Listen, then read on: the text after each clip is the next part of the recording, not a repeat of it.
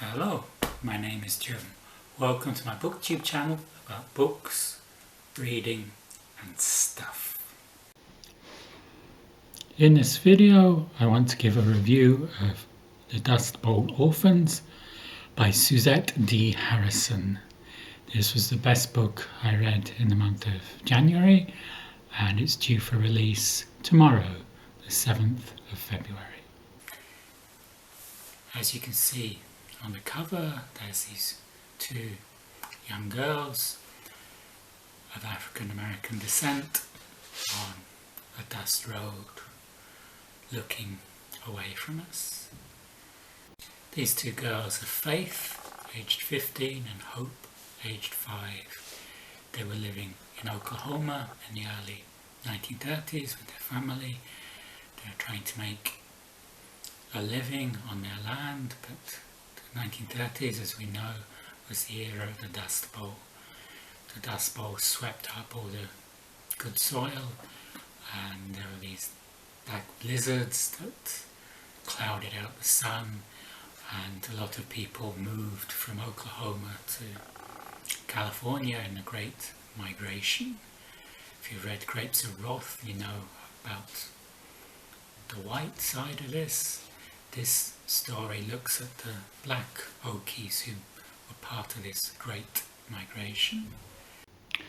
The father is very reluctant to leave the land that his parents and grandparents had struggled so hard to acquire and to farm, but mother is insistent that they should move west, and when the elder daughter Charity is killed by a rattlesnake, that's the last straw, and they load the mule cart to head west, and vowing that when the land heals that they will return. But then a black blizzard descends and Faith and Hope seek shelter in the basement of a house, and they get trapped there and the family is separated. The two girls are released from what could have been their dusty tomb by these two poor white teenagers, Henry and Micah Owensley, and not being able to find their own family, they go with this white family, this very evangelical white family, to California. California is no utopia. The blacks have to wait until the whites have eaten before they can be served in Roosevelt's soup kitchens.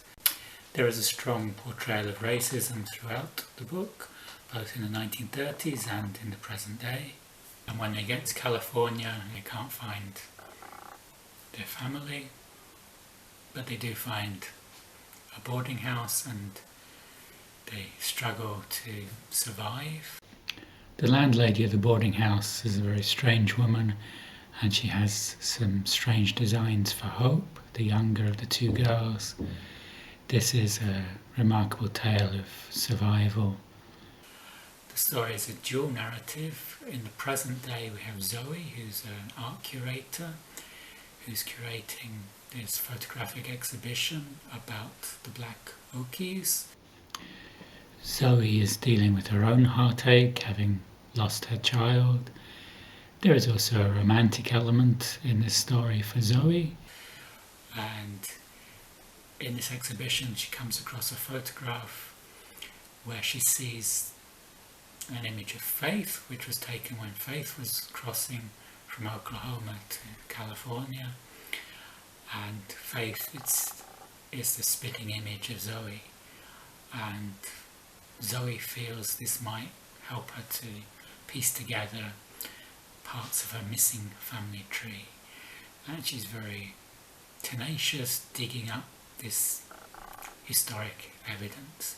It's an enthralling story. I was gripped from beginning to end. It was very few books moved me to tears, but parts of this moved me to tears, and it's not all grim, depressing. There's a lot of uplifting parts as well. It's wonderfully told. The pacing is very good and the characters are very well drawn. There were very few negatives to this book. Perhaps the older Owens-Lee, the parents, were a little too two-dimensional. Also, there is another worldly element. The ghost of Charity leads Micah and his brother Henry to where the two girls are trapped in the house, and that might not be for everybody, but most of the book is very realistic. There are also a few too many coincidences, but great writers like Dickens and Shakespeare used coincidence a lot. I was lucky enough to receive an eARC from NetGalley. If you like this video, you can like and subscribe below, and I'll see you on the next video. Goodbye.